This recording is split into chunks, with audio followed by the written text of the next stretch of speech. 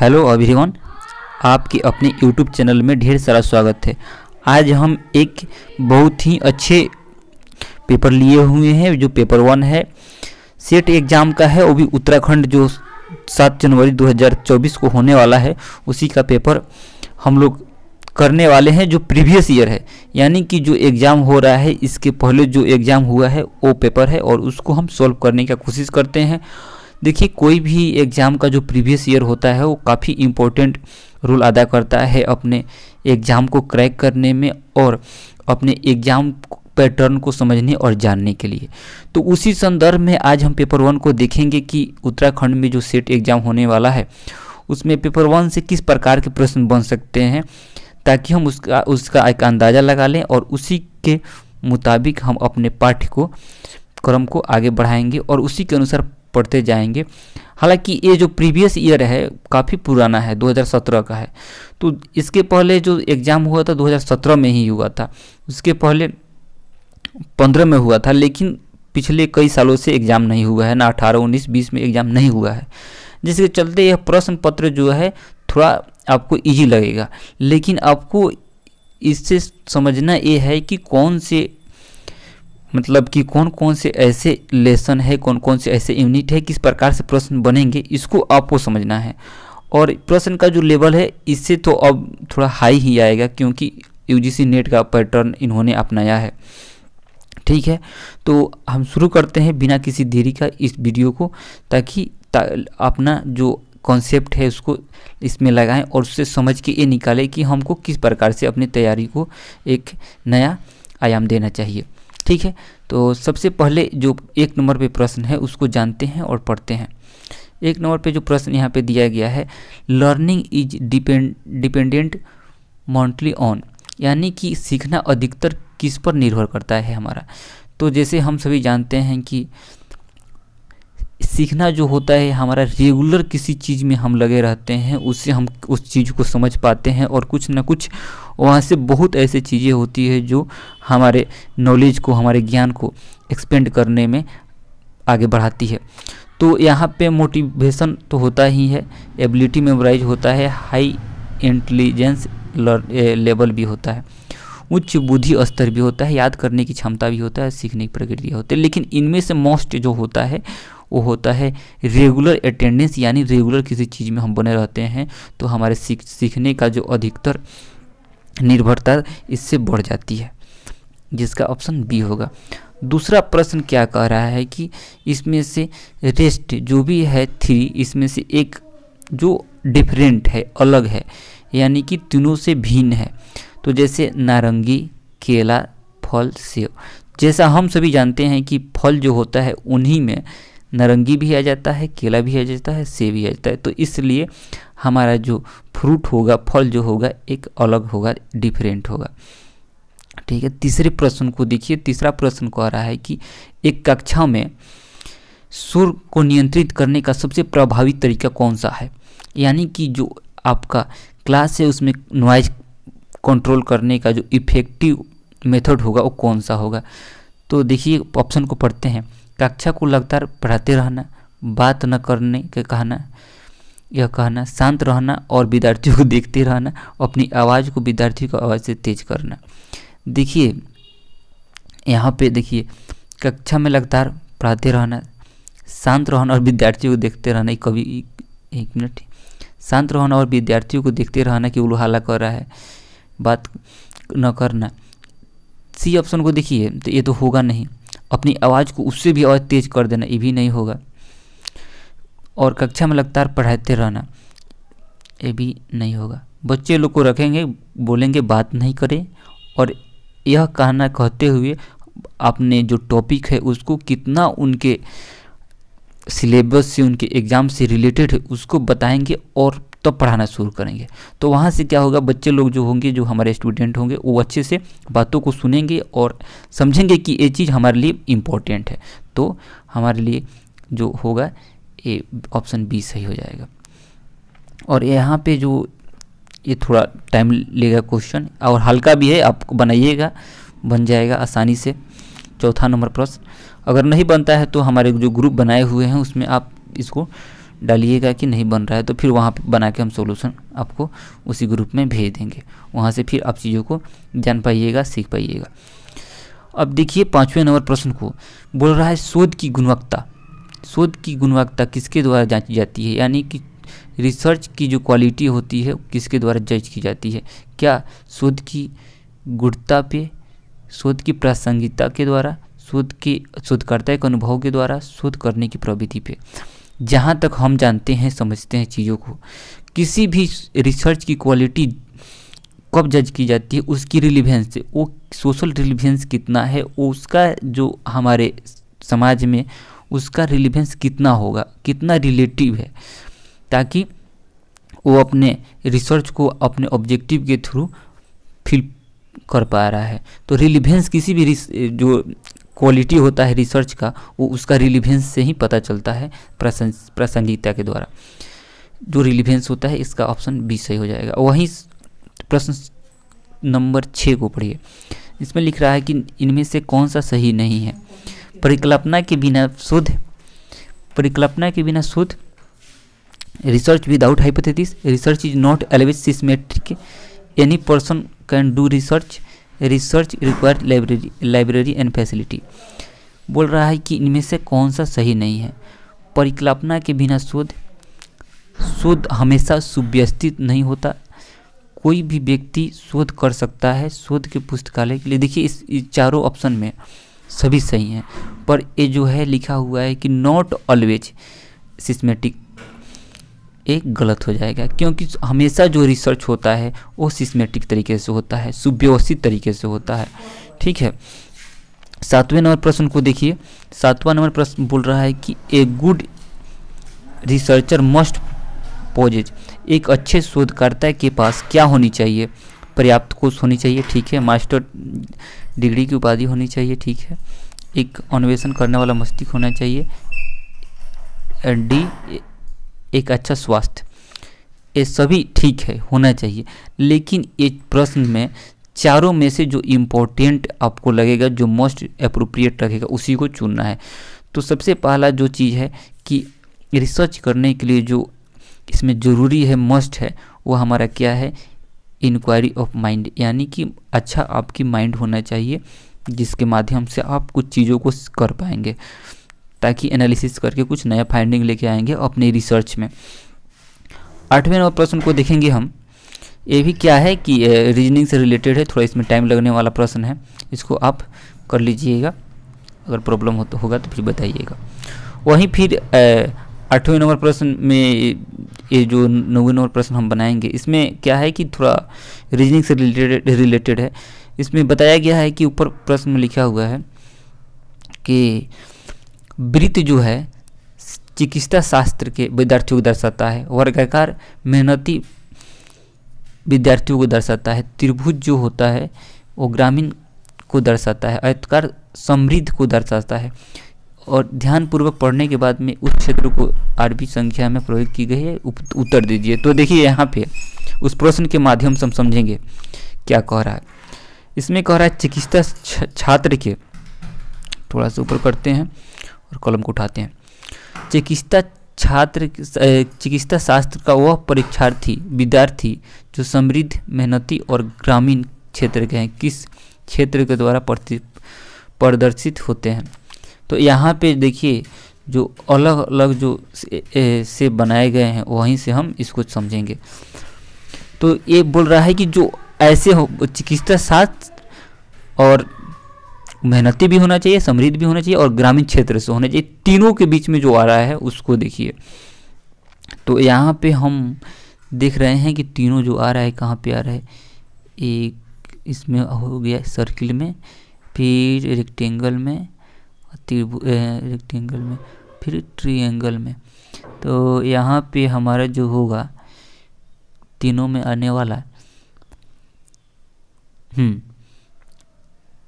9 B आएगा, यहाँ पे ऑप्शन बी सही हो जाएगा। ठीक उसी प्रकार दूसरा प्रश्न को आप यहाँ से देख लीजिएगा, इसमें समझाने वाला कुछ नहीं है, डायरेक्ट आप बना सकते हैं। अब देखिए 13 नंबर प्रश्न। 13 नंबर प्रश्न कह रहा है कि निम्नलिखित में से कौन सा कथन सबसे अच्छा परिभाषित कर रहा है शिक्षा को? तो ऑप्शन को पढ़ते हैं। शिक्षा उपयोगी ज्ञान देती है, यह मानव को स्वायत्त बनाती है, शिक्षा समाज में बदलाव का माध्यम है, यह काफ़ी रोजगार उत्पन्न करती है। तो सबसे अच्छा जो इसमें आंसर बनेगा हमारा, शिक्षा समाज में बदलाव का माध्यम है, ऑप्शन सी सही हो जाएगा। और 14 नंबर प्रश्न को पढ़ते हैं। कहा गया है कि अध्यापकों द्वारा विद्यार्थियों को सीखने के लिए स्वयं उत्तरदायित्व बनना चाहिए। इसका अर्थ है कि अध्यापकों को सीखने का उत्तरदायित्व कम हो गया। अध्यापक छात्रों को अपने आप पढ़ने के लिए कहते हैं, ऑप्शन बी। ऑप्शन सी कह रहा है कि आपको अध्यापकों को छात्र के उनके अपने सीखने के ढंग का विकास करने और सहायता करनी चाहिए, छात्रों को सहायता करनी चाहिए। डी ऑप्शन कह रहे हैं अध्यापकों को छात्रों के लिए नियत सीखने के लिए कार्य सौंप देना चाहिए। देखिए यहाँ पे कहा गया है कि अध्यापकों द्वारा विद्यार्थियों को सीखने के लिए स्वयं उत्तरदायित्व बना, तो उसमें क्या करना है कि पार्टिसिपेट, वहाँ पे जो लर्निंग पार्टिसिपेट है वो स्टूडेंट को बढ़ाना है, ठीक है। तो यहाँ पे अपना कम, मतलब कि टीचर की तरफ से थोड़ा कम उसमें जाना है और स्टूडेंट को आगे बढ़ाने के काम करना है। तो उस ऑप्शन को चुनना है कि जहाँ पे स्टूडेंट की पार्टिसिपेशन ज़्यादा हो। सीखने के ढंग का विकास करने की सहायता करनी चाहिए, अध्यापकों छात्रों का नियम assign to learning task to student must help involve on one which learning ask student to one their on have reduced responsibility. अध्यापक छात्रों को अपने आप पढ़ने के लिए कहते हैं। तो यहाँ पे जहाँ ऑप्शन हमारा सही होगा सी ऑप्शन, सी ऑप्शन यहाँ पे सही होगा, जो कि इस प्रश्न के अनुसार एकदम से एप्रोप्रिएट बन रहा है। 15 नंबर बोल रहा है कि निम्नलिखित को सबसे कम कठिन से अधिक कठिन के क्रम में व्यवस्थित कीजिए। तो यहाँ पे देखिए समझने वाला चीज़ है कि सबसे कठिन काम जो होता है वो थिंकिंग स्किल जो होता है यहाँ पे लिखा हुआ है, सबसे कठिन काम होता है किसी व्यक्ति को, किसी स्टूडेंट के दिमाग में उसके थिंकिंग स्किल को बढ़ाना टीचिंग के माध्यम से। तो सबसे जो हार्ड काम होगा, जो कठिन काम होगा, डिफ़िकल्ट होगा, वो सबसे लास्ट में आ जाएगा थिंकिंग स्किल, ठीक है। अब इसके पहले देखते हैं, तो इसके पहले टीचिंग वैल्यूज, जो टीचिंग का जो आदर्श जो है वो दूसरे नंबर पे आ जाएगा। तीसरा नंबर पे हमारा आ जाएगा कॉन्सेप्ट, टीचिंग का जो कॉन्सेप्ट होता है वो, और पहला नंबर पे आ जाएगा टीचिंग प्रोसेस। इस प्रकार से ऑप्शन सी सही हो जाएगा। 15 नंबर प्रश्न पे हम चलते हैं। 15 नंबर प्रश्न हो गया। 16वें नंबर प्रश्न पे हम चलते हैं और पढ़ते हैं क्या बोल रहा है। 16 नंबर प्रश्न बोल रहा है कि विश्वविद्यालय और महाविद्यालय में गुणवत्ता कायम रखने के लिए निश्चित करने के लिए राष्ट्रीय स्तर पर नियम किसके द्वारा बनाए जाते हैं। जैसा कि हम सभी जानते हैं, सारे जो इंडिया में अपने यूनिवर्सिटी है नेशनल लेवल पे जो भी रूल रेगुलेशन गाइडलाइन जो बनाए जाते हैं उसी के अनुसार सारे यूनिवर्सिटी चलते हैं। तो वो कौन सा बनाता है, हम सभी जानते हैं कि वो आसानी से कि यूजीसी यूनिवर्सिटी ग्रांट कमीशन, जो कि ऑप्शन डी में दिया हुआ है। 17 नंबर प्रश्न बोल रहा है वो स्थिति या विशेषता जो विभिन्न मूल्य और श्रेणियों का समर्थन करती है उसे क्या कहा जाता है। तो यहाँ पे हमारा हो जाएगा constant variable cause and effect relationship descriptive relation. तो यहाँ पे क्या, वह स्थिति, थोड़ा सा पढ़ते हैं इस प्रश्न को, वह स्थिति या विशेषता जो विभिन्न मूल्य, अच्छा हम, तो यहाँ पे हमारा हो जाएगा ऑप्शन सी, ठीक है। थोड़ा एक बार इसको देख लीजिएगा, थोड़ा हमको डाउट लग रहा है इसमें। 18 नंबर प्रश्न को देखिए। 18 नंबर प्रश्न बोल रहा है कि एक गुणात्मक अनुसंधान का उदाहरण नहीं यही है, यानी example of qualitative research not the example, मतलब कि क्वालिटेटिव रिसर्च नहीं है। जैसा कि हम सभी जानते हैं जो किस स्टडी होता है क्वालिटेटिव में आता है, इथनोग्राफी क्वालिटेटिव में आता है, कंटेंट एनालिसिस क्वालिटेटिव में आता है, पर एक्सपेरिमेंट का बात हो जाए, चाहे एक्सपेरिमेंटल का बात हो जाए रिसर्च में, वो हमेशा क्वांटिटेटिव रिसर्च में आता है। तो इसलिए हमारा ऑप्शन सही होगा D. Communication is a network. Communication क्या होता है? एक इन्फॉर्मेशन का जो होता है आदान प्रदान होता है, उसका एक जाल होता है, उसका एक नेटवर्क होता है।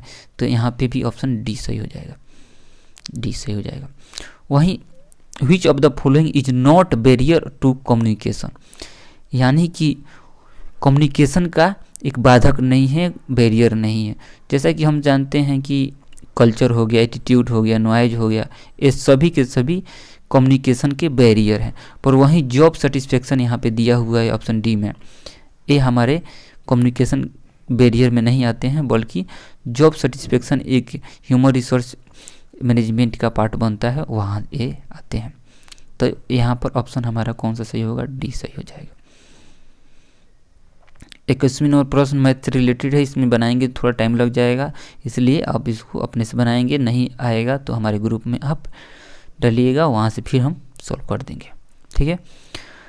24 नंबर प्रश्न को देखिए। 24 नंबर प्रश्न बोल रहा है the gas leak during Bhopal digester was, यानी कि भोपाल में जो गैस त्रिशादी रिसने वाला जो मामला आया था वो कौन सा गैस हुआ था? तो मिथाइल डाई आइसोसेट का आया था।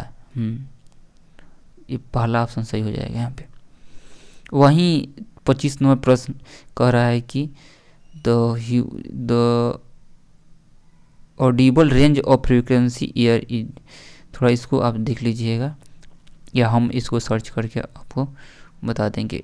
इसमें हमको थोड़ा डाउट है कि 10 to 30 होता है या 10 to 20 होता है, इसमें थोड़ा एक बार देखना पड़ेगा, कोई बात नहीं, इसको देख लिया जाएगा।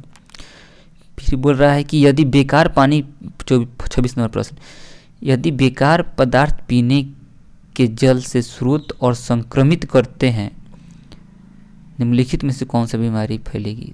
अच्छा, दो चीज़ होता है, एक हम अगर किसी गंदे वाटर हो या कुछ सोर्स के माध्यम से हम ड्रिंक कर लेते हैं या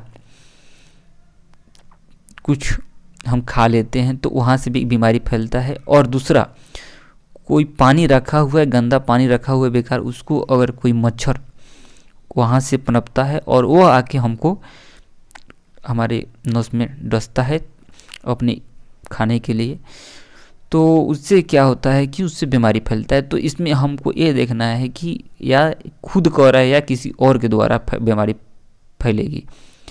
तो बीमारी फैलने की बात हो रहा है तो यहाँ पे हो जाएगा एनीमिया, टाइफाइड, मलेरिया हो जाएगा, क्योंकि जो बेकार पानी होता है वहाँ से ये फैलते हैं, ठीक है। कुछ कुछ ऐसे प्रश्न होते हैं जो कितना पढ़ने के बाद डाउट रहता है, तो उसको देख लेना चाहिए। मैथ का प्रश्न है, सब रीजनिंग का है, अब देख लीजिएगा। अब आगे देखिए, इसमें 32 नंबर प्रश्न क्या बोल रहा है? 32 नंबर प्रश्न बोल रहा है कि कौन सी भौतिकी मात्रा की इकाई किलोवाट में, मतलब कि किलोवाट में किसको मापा जाता है? तो हम सभी को अधिकतर घर में देखते होंगे, जो बिजली होता है, जो एनर्जी होता है, पावर होता है, तो उसका जो ऊर्जा होता है, एनर्जी, यानी उसको किलोवाट में मापा जाता है पर घंटे के हिसाब से। 33 नंबर प्रश्न देखिए। 33 नंबर नेफ्था के बारे में बात किया है। तो नेफ्था क्या होता है कि एक तरह का सॉल्वेंट होता है, जो पेट्रोकेमिकल जो होता है, क्रूड ऑयल होता है, उसमें डाल के उसको साफ करने का काम किया जाता है। बाद में चलकर वही हमारे लिए डिटर्जेंट बनता है, साबुन बन जाता है। तो यहाँ पे ऑप्शन डी सही होगा। Economic liberalisation and India was initiated by, भारत में आर्थिक उदारता किसके द्वारा प्रारंभ की गई थी?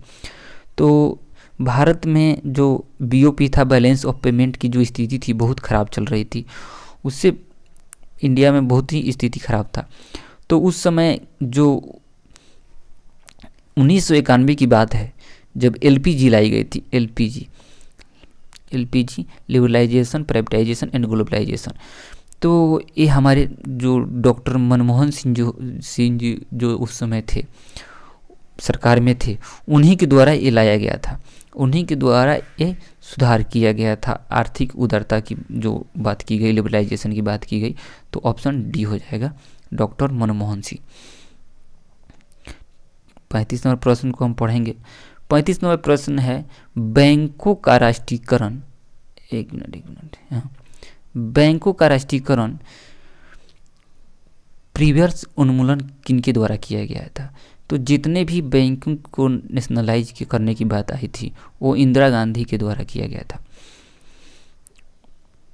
अब बात की जाए निम्नलिखित में से कौन सा विषम है, पहचानिए।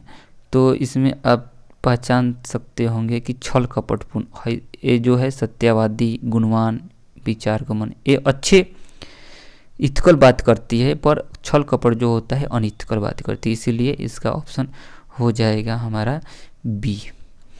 ठीक है, और इसमें भी कह रहा है कि इसमें से कौन बिलोंग नहीं करता है, तो कॉपर हो गया, आयरन हो गया, स्टील हो गया, टिन हो गया।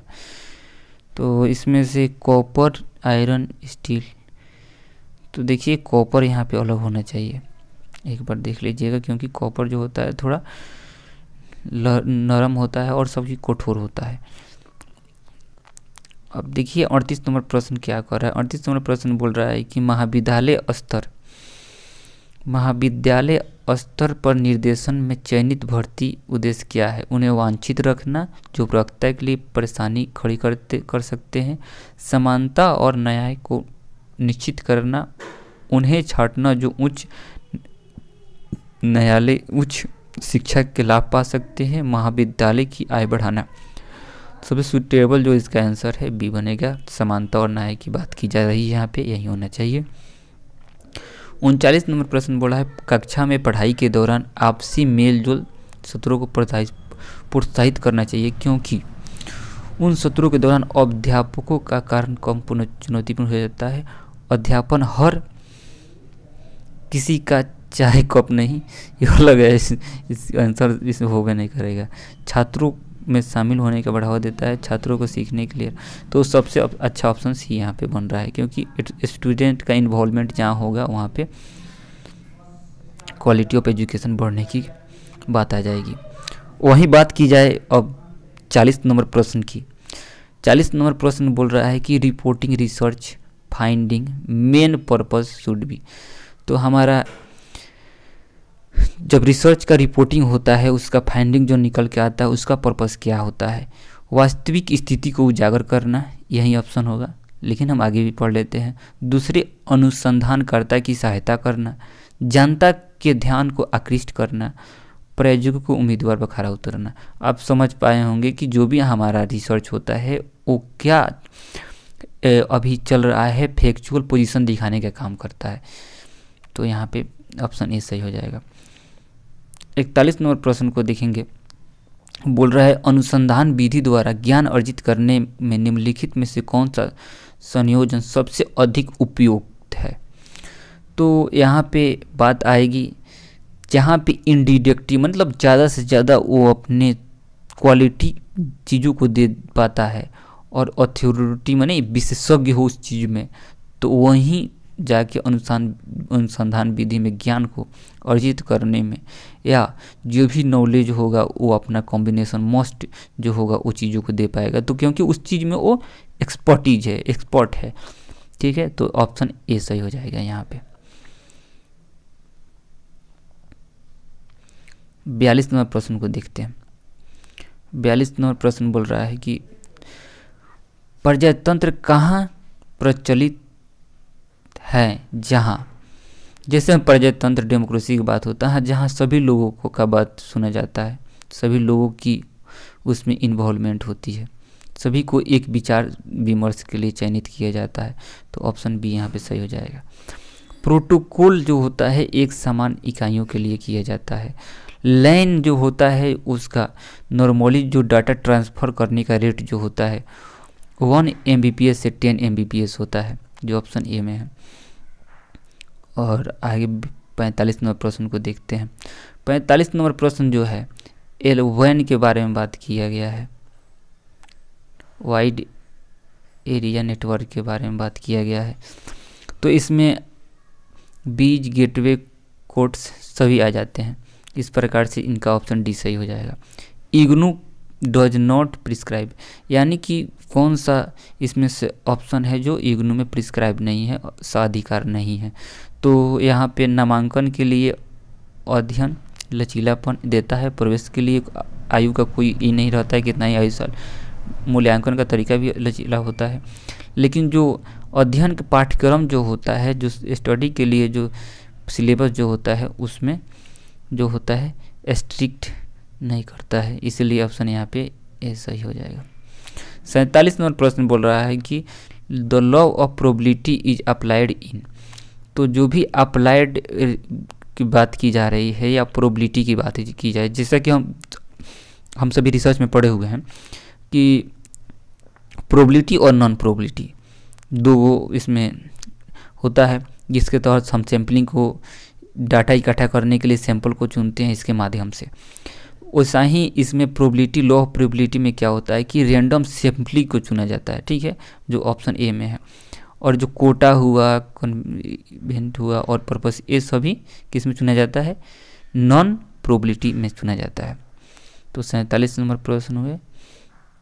48 नंबर प्रश्न को देखिए। 48 नंबर प्रश्न यह कह रहा है कि यदि एक अनुसंधानकर्ता विद्यार्थियों द्वारा विश्वविद्यालय के अध्यापकों के कार्य का निष्पादन का अध्ययन करना चाहता है तो कौन सी विधि सबसे अधिक उपयुक्त होगी। हमको क्या बताना है, विधि तो सभी हैं, इंटरव्यू भी है, रेटिंग स्केल है, शेड्यूल है, क्वेश्चनर है, सबसे अधिक बोला है कि उपयुक्त कौन सा होगा।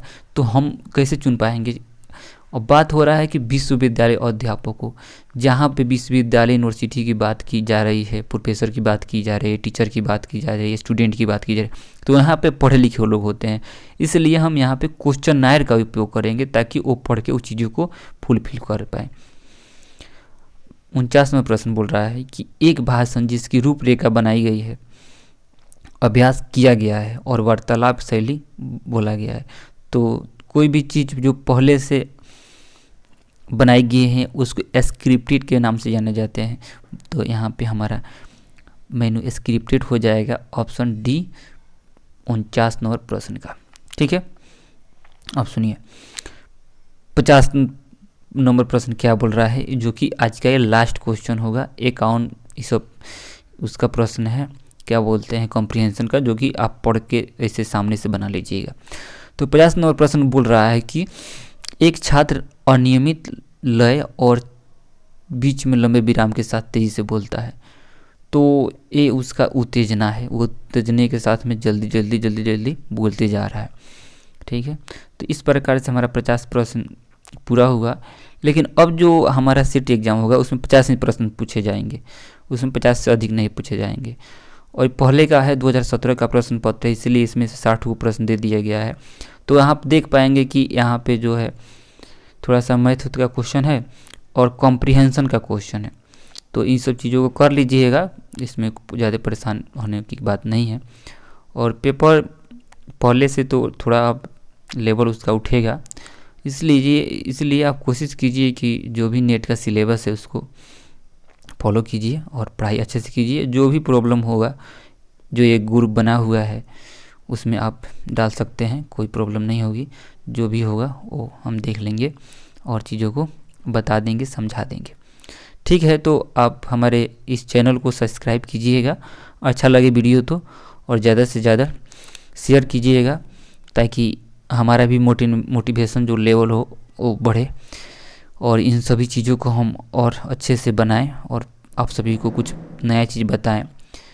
क्योंकि ज्ञान जो होता है ना, वो बांटने वाला चीज़ होता है। अगर आपके पास ज्ञान है तो चीज़ों को बांटिए, बांटने से बढ़ता है, घटता नहीं है।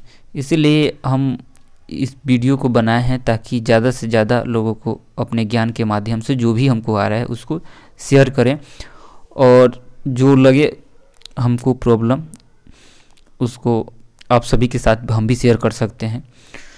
तो आप सभी से आशा मैं यही करता हूं कि हमारे अभी सब्सक्राइबर बहुत कम ही हैं, जो भी है ऑथेंटिक हैं, पढ़ने वाले हैं, आप भी उसका हिस्सा बनिए और चीज़ों को जानिए, समझिए और अपने हायर एजुकेशन में बने रहने के लिए और उसके एक हिस्सा बनकर ऊपर तक जाने में आप सभी लोगों का मदद होना चाहिए, और सब तभी तो जाके सबका साथ सबका विकास हो पाएगा। ठीक है, तो वीडियो को हम यहीं पे अपना स्टॉप करते हैं, फिर मिलते हैं अगले वीडियो में। तब तक के लिए बहुत बहुत धन्यवाद आप सभी लोगों के लिए, क्योंकि आप सभी ने हमारे वीडियो को इतने देर तक देखा, इसके लिए धन्यवाद।